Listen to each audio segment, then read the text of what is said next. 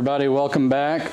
We are continuing our build on the LS engine for the 95 Impala SS project. So right now we're going to put the push rods in and put the rocker arms on so we can put some valve covers on this to get it buttoned up. We've got our new push rods from Brian Tooley Racing. We're going to go ahead and put these in, and then we're going to start bolting the rocker arms up.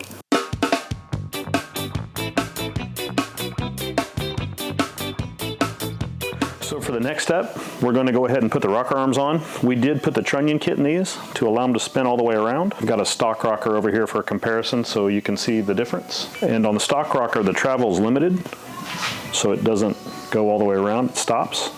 So having the trunnion kit's going to allow for a little more lift to get a little bit more power.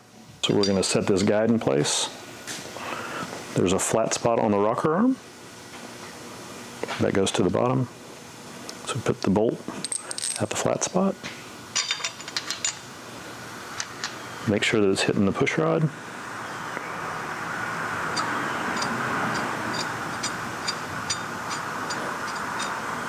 And now we're going to do that 15 more times.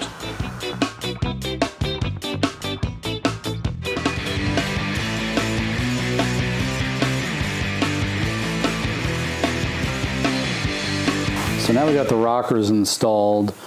Next step that we're going to do is throw the original valve covers back on. While we're getting the rest of this motor together and getting things situated, we want to keep these cavities clean and not getting any dust or other contamination in there.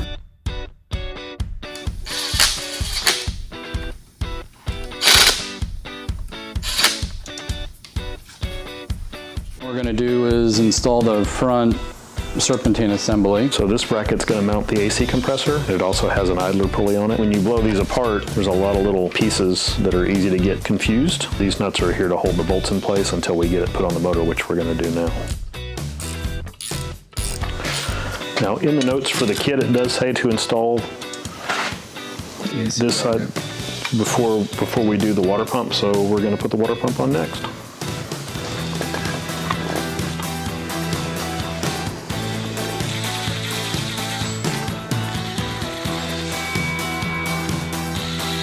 We're going to get the transmission ready. We have to replace the converter. So this is the 4L65E that came out of, what was it, an 0506 GTO.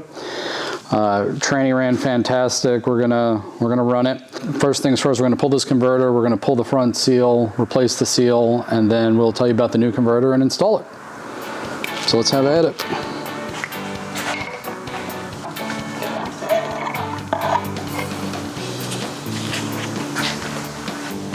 So there's a seal retainer inside here. We're going to pop that seal retainer off and then get the seal out next.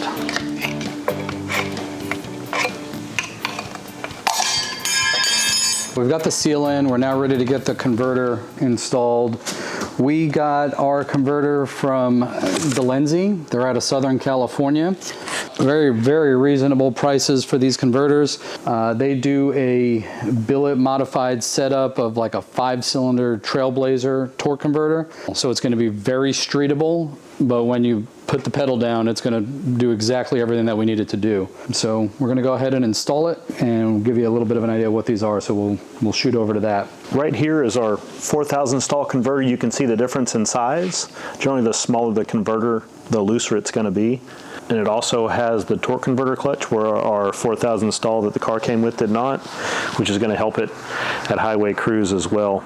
But just wanted to highlight the differences in size between the two.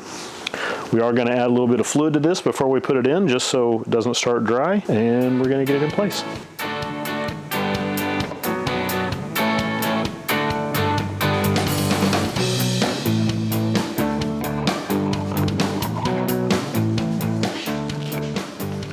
So you'll notice that the torque converter moved in slowly. So what there is there are 3 different steps to the shaft putting that in. And the first step, it gets over it aligns the clutch to the first set of splines, then the second set of splines, and then the third one engages the pump. So this is all the way in, and you do that by spinning it and slowly pushing forward at the same time. So now we're ready to put the flywheel or the flex plate on the motor and mate the two together. So next thing we're going to do, we're going to take the engine off the engine stand. We're going to attach the flex plate and then put the whole puzzle together. So here we go. Make sure you have pressure on the engine.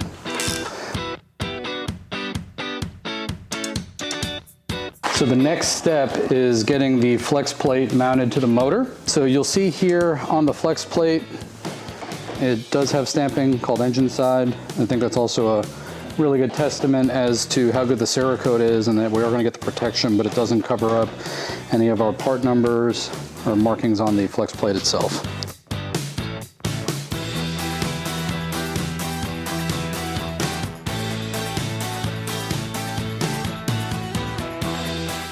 So we bought this little bracket to hold the flywheel in place while we torque it. So this mounts at the 2 starter bolts and it'll hold the flywheel in place right here.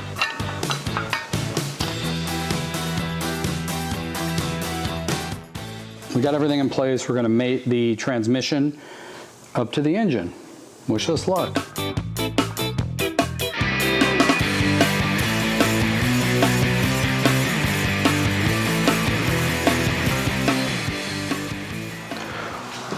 So the next step is going to be to line up the converter to the flywheel.